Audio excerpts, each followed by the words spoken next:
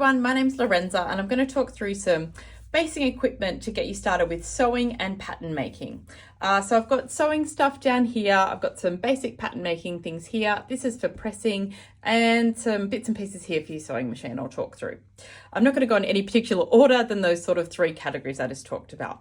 So I'll start with pins. Look, it doesn't matter if you've got old pins, new pins, if you've got any ones that are bent or they seem not sharp when you go to put them through the fabric and they're catching, just throw them out and get some new ones.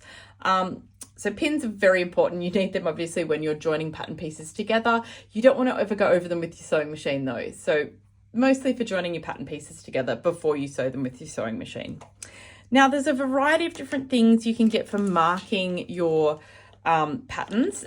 These are Clover chalk pens. I find these very handy. I also find having a white, a purple, and I do find grey quite handy because you need markings or markers that will work on dark fabrics and light fabrics. So I find these chalk pens really handy, and also these Sew Line air erasing pens. I've got one in a blue and again a purple. I do find purple just very useful. It seems to work on lots of colors.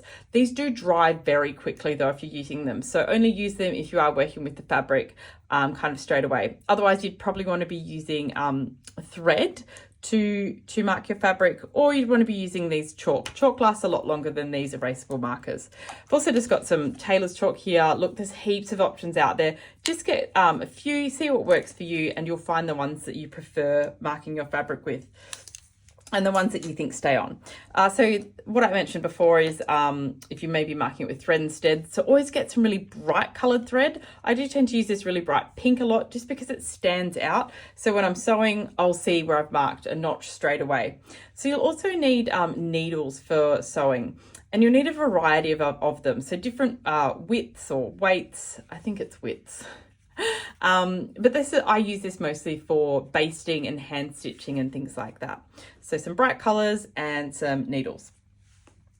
Now you'll also need, I find these little sewing gauges really handy. They're quite cheap, so I've got a couple. They just have this little plastic thing in the middle that you glide up and down. So really handy when you're looking at seam allowances or hems. You can just move it to whatever it is you need, and then you can mark it with your marker. So that's called a sewing gauge, and yeah, have a couple because they're little and you'll lose them around your sewing room. Other thing, these are called pinking shears. You see there's a little zigzag in there. So if you don't have an overlocker, I mean, you can still zigzag all the time with your machine, but if you use pinking shears, this will stop your fabric from fraying. So I do find them just super handy for cutting corners of, say, facings or anything where you just don't want it to fray. So I do find pinking shears very helpful. You'll also need a pair of fabric cutting scissors.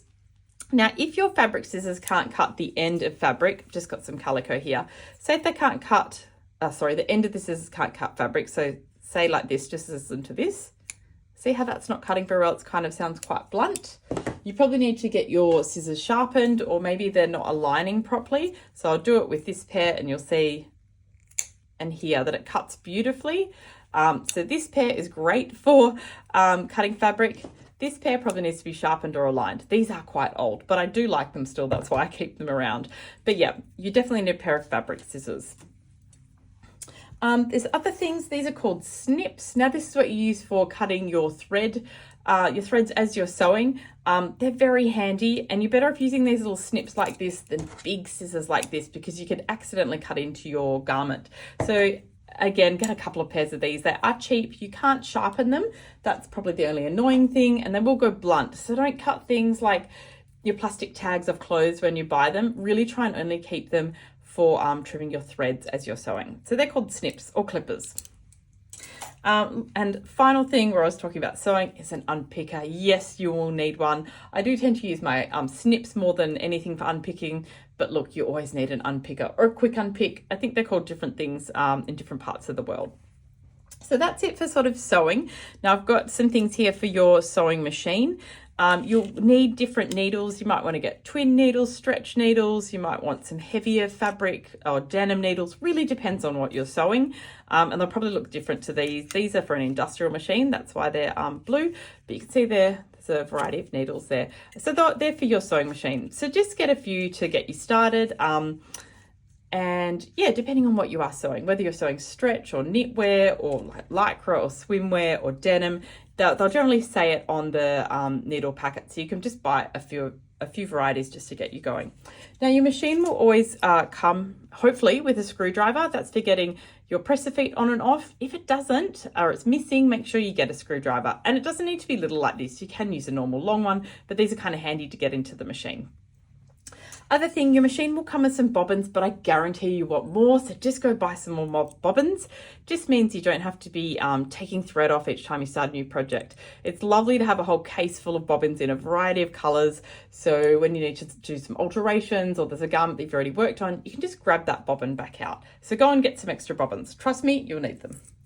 Now I thought, before I move on to the pattern making, I thought it was worth mentioning just some things I use for pressing a lot. So this is called a pressing ham. I didn't make it, I bought them like this. You can buy them from most sewing stores. So this is a tailor's ham and this is called a tailor's sausage or a seam roll. So this one I use for pressing seams, so like sleeve seams or center back, center front seams. And this curved one with the ham, I use this more for bodices or any curved seams. You can really amp up your sewing with these. They're not necessary, but I think once you've started using them, you'll never go back. So now I'm going to move on to pattern making equipment. So look, I'll grab the calico because I was talking about, well, I grabbed the calico before. You're going to need to buy lots of calico because you want to make mock-ups of any of your patterns before you cut them out in your fashion fabric. So get like 10 meters, have it in the corner of your room, and you've got it there ready to go when you go to make mock-ups of your patterns. So definitely get some calico.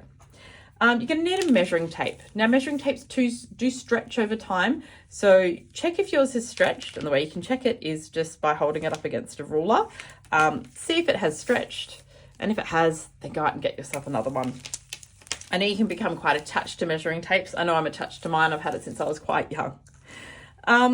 Now also for pattern making, you're going to need some pattern making paper. Now this is the fancy kind. I think you can see it's got dots and crosses on it, which is very handy for pattern making, but yours doesn't need to have the dots and crosses as long as it's sort of transparent. You can see there, you can kind of see through it.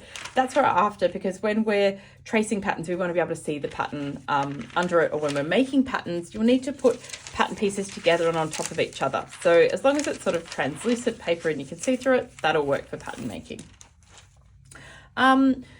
You also want to use Scotch tape because this is much less destructive than your normal sticky tape. So it does cost a bit more, but you can peel it on and off your pattern making paper without ripping the paper. You can also use masking tape. It's cheaper than Scotch tape. So masking tape or Scotch tape, both will work. I always have black and red pens and markers for my patterns. I tend to use black on the outline or the cut line of my patterns and red for notches and straight grains, so they're very easy to see. And for putting the name of the pattern and things like that. You can use pencil, but I really do like having red and black there. So if you are going to use a pencil, make sure they're sharp, have a sharpener, so you can always sharpen it, because as you're doing pattern making, if you're adding 2 or 3 mil here or there, your patterns are, you're adding to the pattern. So make sure it's really sharp so it's a nice fine point. Or you can just use a pacer. I do prefer a pacer myself. You're going to need an eraser because you're bound to make mistakes when you're doing pattern making. It's just inevitable. Also, you need some paper scissors. Don't use your fabric scissors for your paper. You can, I do, but don't tell anyone that. But I do also use these scissors. Make sure you get some longer ones. Don't use the short little kids ones. You'll just be cutting forever. So get some good long paper scissors. And lastly, you'll need some rulers. Now I've got a French curve. I've got, I think this is called like an L-shaped ruler. I do find this handy for when I'm trying to find the straight grain on fabric. I think this is just called a long ruler. It's very handy because this one is 5 mil width. So I find this great for facings and hems. And then I also have this grading ruler. You absolutely don't need a grading ruler, but it is really handy when you're trying to put seam allowances on things. Now you don't need to buy fancy rulers either. You can just hop onto Amazon and buy like a pack of these rulers, and they'll all come together.